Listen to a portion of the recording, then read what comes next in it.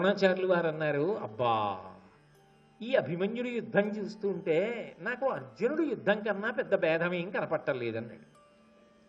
చాలదా అంటే ఒరే వాళ్ళ అబ్బాయి యుద్ధం చేస్తే ఇలా ఉంది, ఇక వాళ్ళ నాన్న వస్తే ఇప్పుడే తట్టుకోలేక మీ అందరూ నా వెనక్కి వచ్చి ఎలా ఎలా అంటుంటే రేపు అర్జునుడు వస్తే ఏం చేద్దామని ప్రతిజ్ఞలు చేశావు. భీష్ముడు అర్ధరథుడంటే అంత కోపం వచ్చిందిగా, నేనంటే కోపం వచ్చిందిగా, మరి ఇప్పుడు ఆ అభిమన్యుడు మీ తమ్ముడిని చంపేస్తే చూస్తూ ఊరుకున్నావు, 2 మాటలు పారిపోయావు, ఇప్పుడు నా చాటుకొచ్చి అడుగుతున్నావు ఏం చెయ్యాలని అడుగుతున్నావు.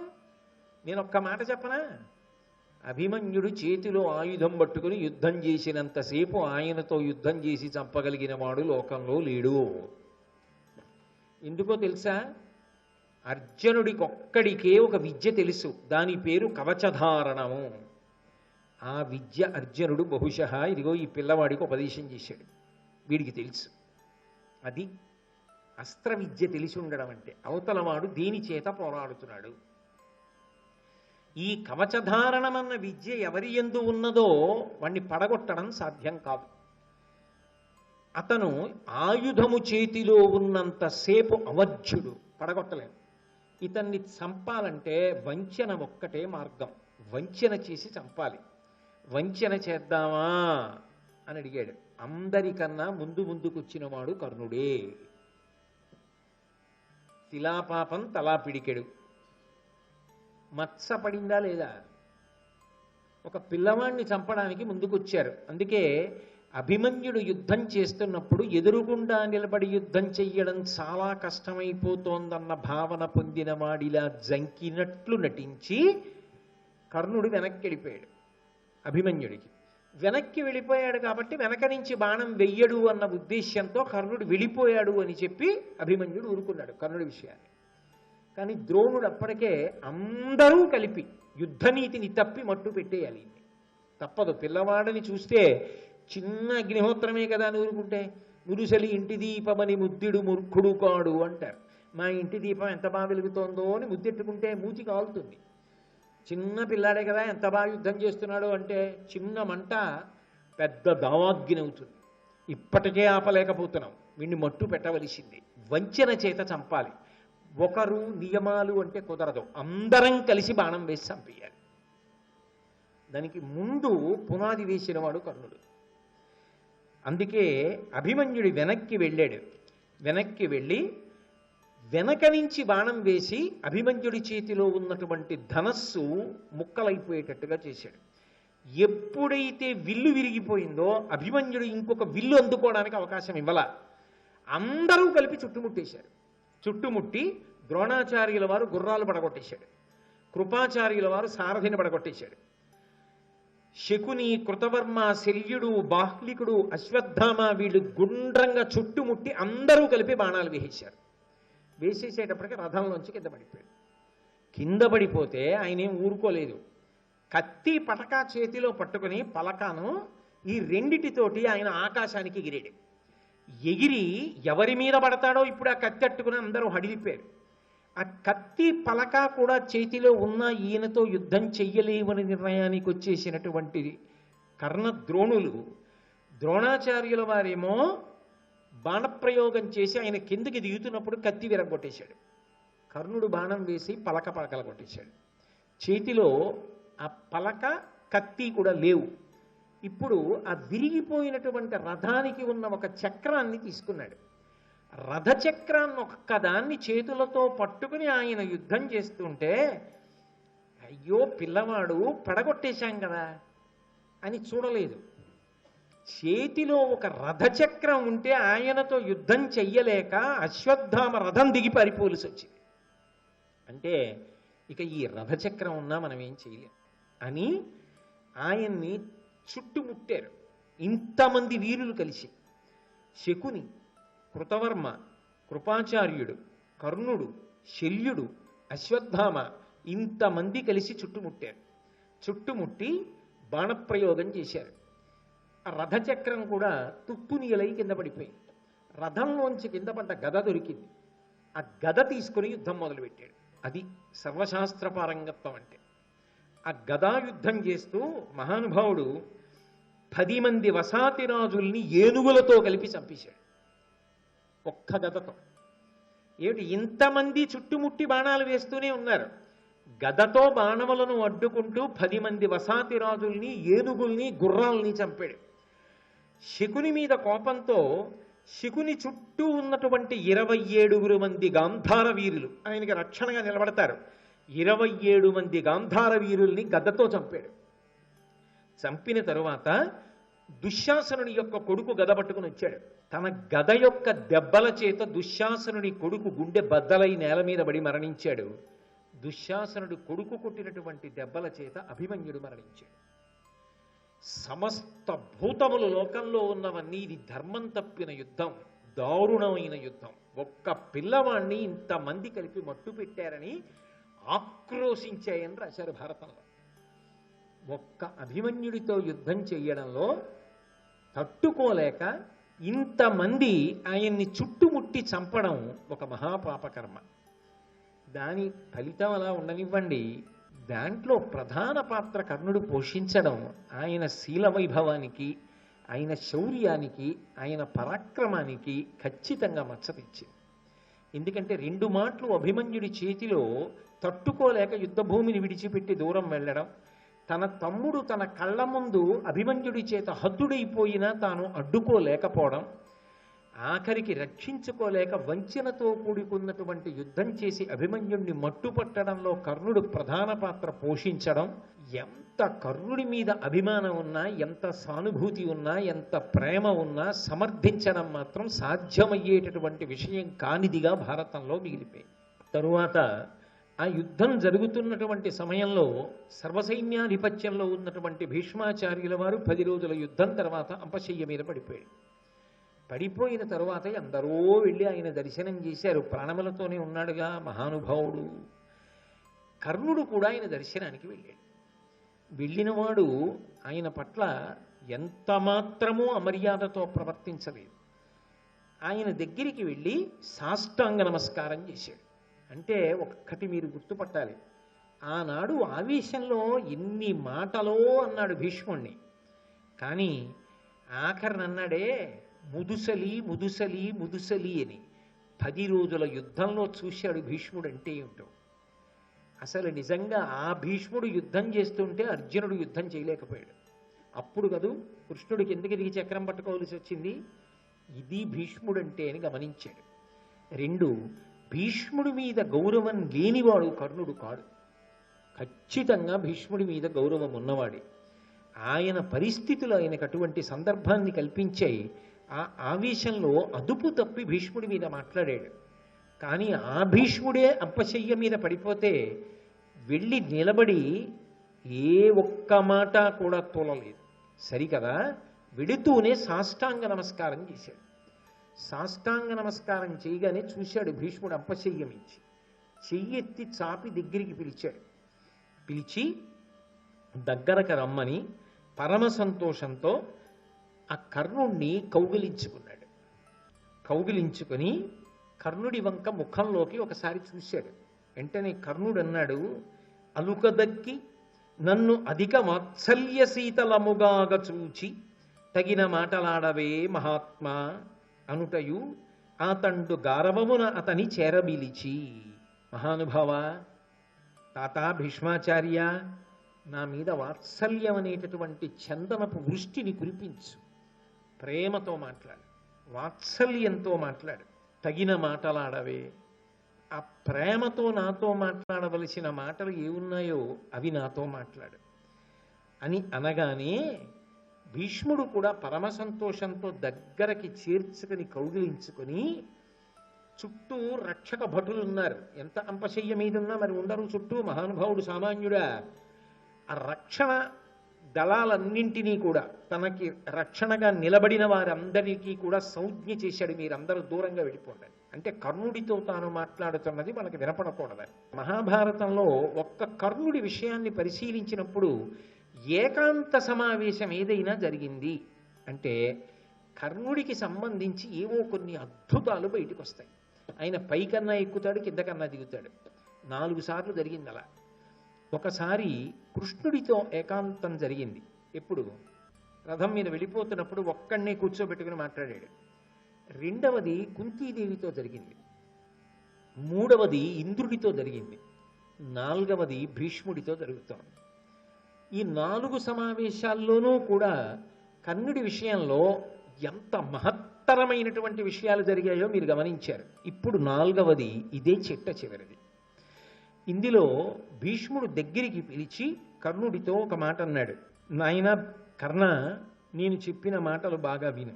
నీ దశ కోపింతునే కులభేదముగా పలుకుటయును బిడ్డల చిరుపంగాదని కినియుదు లేదన రాదు అదలుతు నిన్ను నిష్ఠురంపు పలుకలన్. కర్ణ, అనేక పర్యాయాలు నేను నిన్ను చాలా కఠినమైన మాటలతో మందలించాను. ఎందుకు మందలించానో తెలుసా? వ్యక్తిగతంగా నాకు నీ మీద ఏ విధమైనటువంటి కోపం లేదు. ఏ కోపం లేకపోయినా నీ పట్ల నేను కఠినమైన మాటలు మాట్లాడడానికి కారణం ఉన్నది. ఏ కారణము అంటే, నువ్వు మాట్లాడిన మాటలన్నీ కూడా కురుపాండవుల మధ్య సఖ్యతను పోగొట్టడానికి, వాళ్ళ మధ్య వైరిభావం కల్పించడానికి మాత్రమే పనికొచ్చాయి. దాని వలన వంశమంతా నశించిపోతుంది. ఇంత వంశక్షయానికి నువ్వే కారణమవుతున్నావు. నువ్వు చేస్తున్న దానివల్ల ఇంత పెద్ద ఇబ్బంది జరగబోతోందన్న ఉద్దేశ్యంతో నువ్వు మారితే యుద్ధం జరగదన్న ఉద్దేశ్యంతో నీతో కఠినంగా మాట్లాడేవాడిని. ఆ ఒక్క మాట తీరుకి నీతో అలా మాట్లాడాను తప్ప నిజానికి వ్యక్తిగతంగా నాకు నీ మీద ఏ విధమైన కోపం లేదు. ఇంకా వీటికి నీ ఎక్క సమయ్యడు కయ్యమప్పగన్. ఖచ్చితంగా కౌరవ సైన్యానికి పాండవ సైన్యానికి ఆఖరి తల తెగిపోయే వరకు ఈ యుద్ధం జరగవలసింది. ఆగడానికి వీల్లేదు. జరిగి తీరుతుంది తాత. ఇక ఇప్పుడు ఆపడం కుదరదు. నేను వేసినటువంటి విత్తనాలు అటువంటివి. అది ఇలా జరగవలసిందే యుద్ధం. ఆ మాత్సర్యానికి అంతం ఇప్పుడంటే శరీరాలు పడిపోయినప్పుడే. ఇంకంతకన్నా మార్గం లేని రీతికి ఇదిగిపోయే తాత అవి.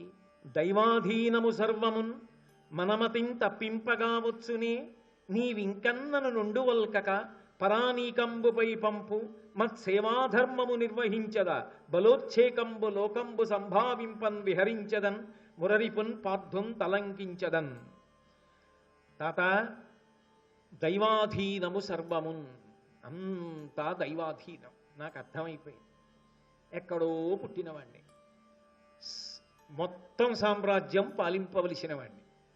తెలిసున్న తల్లి చెప్పలా, తెలిసున్న తండ్రి చెప్పలా, తెలిసున్న నువ్వు చెప్పలా, సర్వజ్ఞుడు కృష్ణుడు చెప్పలా, ఎవ్వరూ చెప్పవలసిన సమయానికి చెప్పలా.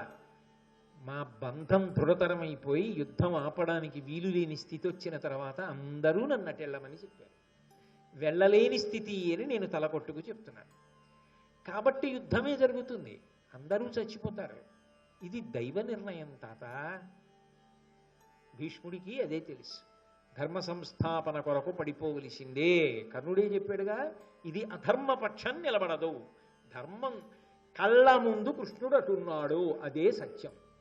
కాబట్టి ఇటు పడిపోతారు తాత. దీన్ని ఆపడం కుదరదు. అది దైవ నిర్ణయం తాత. అందులో పెద్ద పావు నేనవడం నా కర్మంతి. కాబట్టి పరానీకంబుపై పంపు, ఇటు పక్షాన్ని వదిలిపెట్టటెళ్ళని అనకు తాత. నన్ను పరమప్రీతితో ఆశీర్వచనం చేసి మన్నుటో మరణించుటో అటి పో యుద్ధానికి అని ఆశీర్వచనం చేసేయి తాత.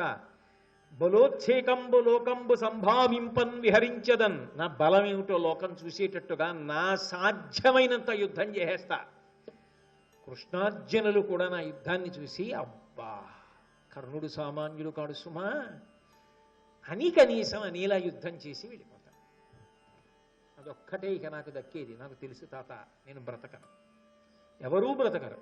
ఇది దైవ నిర్ణయం. అలా అనిపించుకెళ్ళిపోతా. అసలు లోపల కోరికది. అంటే ఆయన లోపల నిర్ణయానికి వచ్చేసాడు. నేను గెలవను, పడిపోతానని తెలుసు. కర్ణుడికి తెలియందేం లేదు. కానీ నేను మొదటి నుంచి మీకు మనవి చేస్తున్నాను, ఆయనని అని ప్రయోజనం లేదు. దైవ వ్యూహంలో ఆయన ఒక బలమైన పావు అంతే. అలాగే అన్ని వైపుల నుంచి నలిగిపోయాడు ఆ కర్ణుడు. అనవిని భీష్ముడిట్టులను అంతకుజాలుటెరుంగని సుయోధనునకు ఎప్పుడు నీదు భుజదర్పము కాదే సహాయము ఎద్ది అతనికి ప్రియంబు దానిని ఉదత్తమతింతగా నాచరింపు నీ మనమున సంతసిల్లు అనుమానము దక్కు మనుజ్ఞ ఇచ్చితిన్. కర్ణ, ఈ సందర్భం వచ్చింది కాబట్టి నేను కూడా చెప్తున్నా, నీ భుజబలం మీద నాకు ఎప్పుడూ అనుమానం లేదు. నువ్వు అంతటి శౌర్యం ఉన్నవాడివి, అంతటి పరాక్రమం ఉన్నవాడివి. నీ కంఠం తెగి నువ్వు పడిపోయిన యుద్ధభూమిలో కృష్ణార్జునులు అంటారు, అబ్బా ఏమి కర్ణుడు, ఏమి కర్ణుడు యుద్ధం అంటారు. నీ తల తెగిపోయిన రోజున భారత యుద్ధంలో పాల్గొన్న వీరులందరూ బతికిన వారంటారు, కర్ణుడు కర్ణుడి అంటారు. నీ కోరిక నెరవేరుతుంది. నాకు తెలుసు, అంతకు జాలుటెరుంగనే నీ శక్తి ఏమిటో నాకు తెలియదా కర్ణ? అంత శక్తివంతుడవి. కానీ అర్జునుడి ముందు నిలబడవు, నాకు తెలుసు. అందుకే చెప్పాను, ఇప్పుడు చెప్తున్నా. నిజమేలే, ఇంతకన్నా నీకు కూడా మార్గం లేదు. మనస్ఫూర్తిగా ఆశీర్వచనం చేస్తున్నాను కర్ణ. నీకు దుర్యోధనుడి మీద ఉన్నటువంటి మిత్రధర్మం అటువంటిది. దుర్యోధనుడు నీ మీద ఉరిగిన విధానం అటువంటిది. ఇప్పుడు ఇక నువ్వు తప్పుకోలేవు. ఇక నువ్వు యుద్ధం చేసి పడిపోకుండా ఉండడం నీకు సాధ్యం కాదు. కాబట్టి బతికినా చచ్చినా యుద్ధభూమి ఉంది. కాబట్టి దానిని ఉదత్తమతిందకనాచరింపు నీ మనమున సంతశీలు. నీవు ఎలా చెయ్యాలనుకుంటున్నావో అలాగే చెయ్యి, సంతోషంగా చెయ్యి. తాత మాట కాదని వెళ్ళానని అనుకోక్కర్లా, నేనే చెప్తున్నా, వెళ్ళు, చెయ్యి. చేసి నువ్వు చెయ్యగలిగినంత యుద్ధం చేసేయి. చేసేస్తాడు కానీ గెలిపించేస్తాడు దుర్యోధనుని. నన్ను భీష్ముడు అండం, కర్ణుడు అండం. అది చిత్రం. తెలిసి తమ కర్తవ్యములు తాము చేశారు. భీష్మాచార్యుల వారు, ద్రోణాచార్యుల వారు వాళ్ళిద్దరూ కూడా మహాభారత సంగ్రామమునందు కౌరవులకి సర్వసైన్యాధిపత్యం నిరపిన తరువాత పతనమైపోయారు. అంటే ఇద్దరు శరీరములను విడిచిపెట్టేశారు. యుద్ధమునందు వీరస్వర్గం అలంకరించారు. అలా వాళ్ళిద్దరూ శరీరత్యాగం చేసిన తరువాత కర్ణుడికి సర్వసైన్యాధిపతిగా దుర్యోధనుడు పట్టాభిషేకం చేశాడు.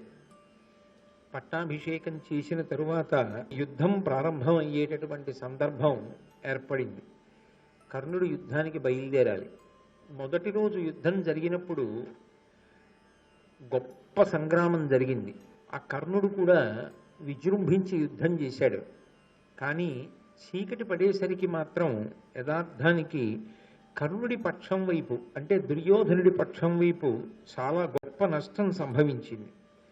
ఇంత గొప్ప నష్టం సంభవించినప్పుడు ఏం చెయ్యాలి? తరువాత అంత నష్టం జరగకుండా మళ్ళీ ఎలా పూడ్చుకోవాలి, ఎటువంటి వ్యూహాన్ని అనుసరించాలి అనేటటువంటి దాని మీద తర్జన భర్జన పడ్డారు.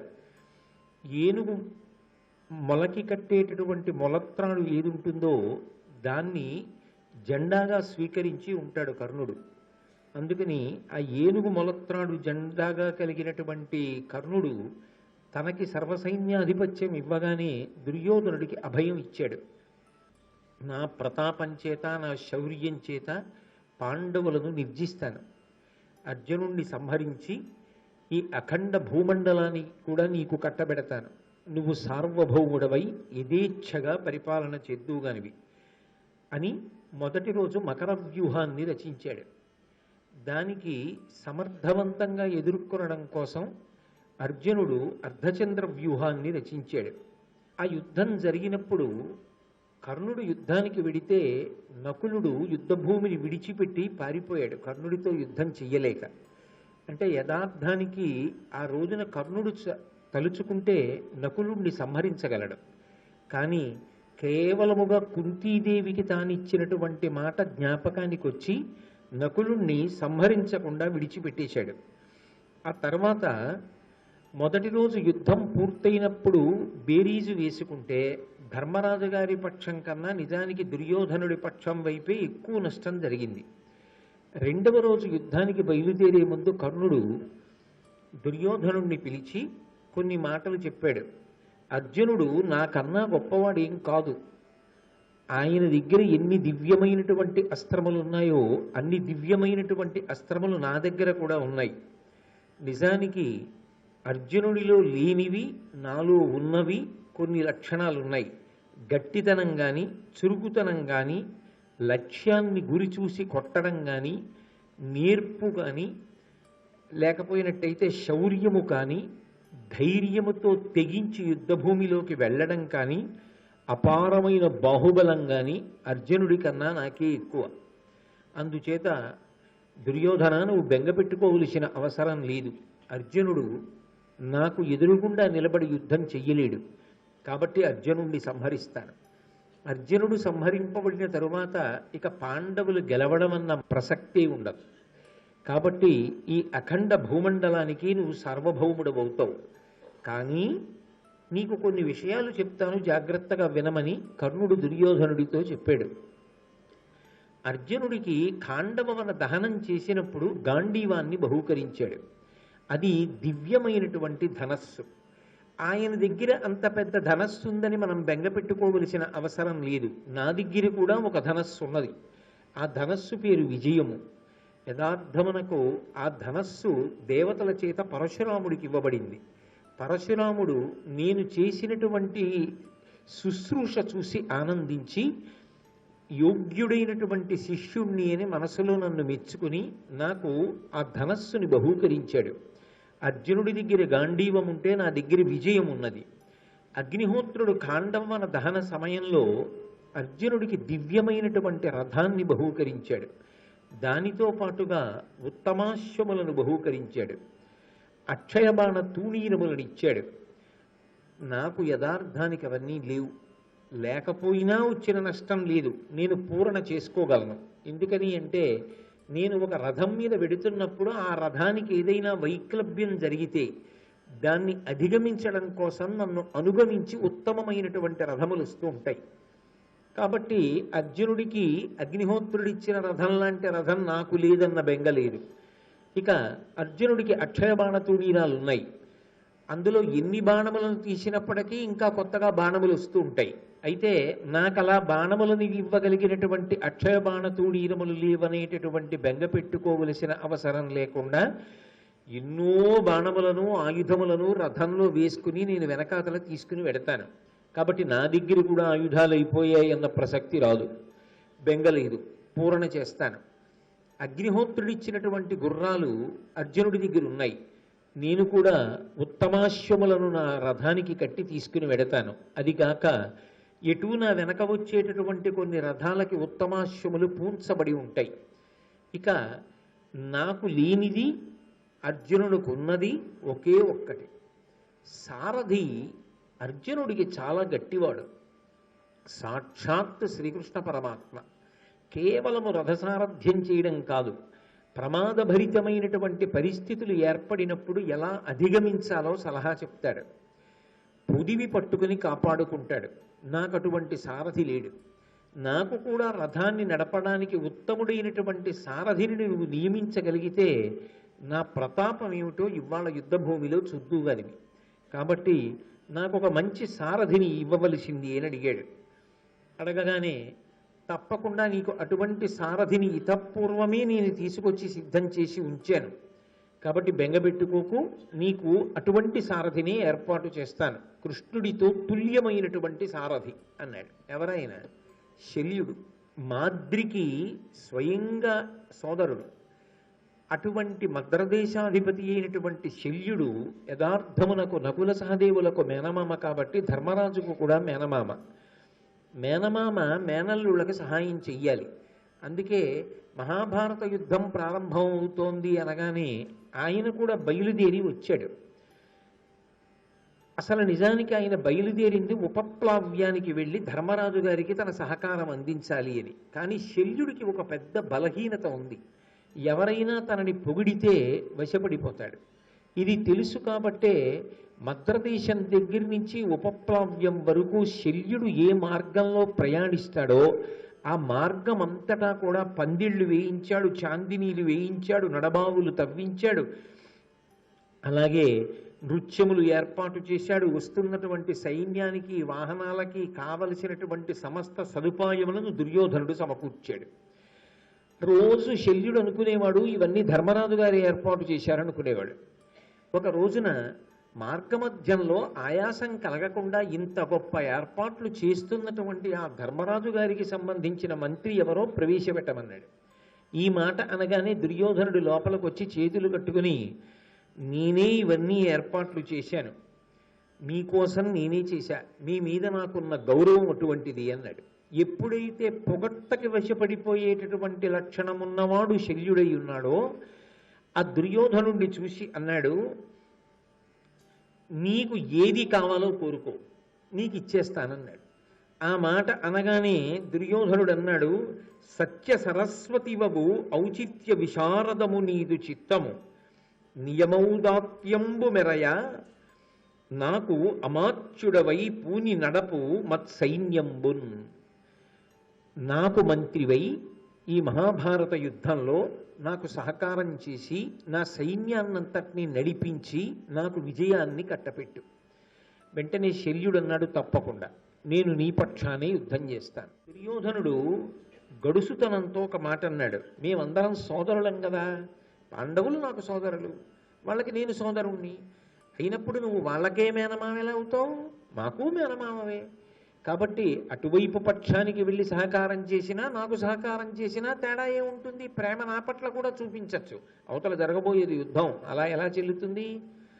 కాబట్టి పాండవుల పట్ల చూపించవలసినటువంటి ప్రేమతో సమానముగా నాయందు కూడా ప్రేమ చూపించి నా పక్షానికి వచ్చి నా వైపు మంత్రిత్వము వహించి నా సైన్యమును నడపమని అడిగాడు.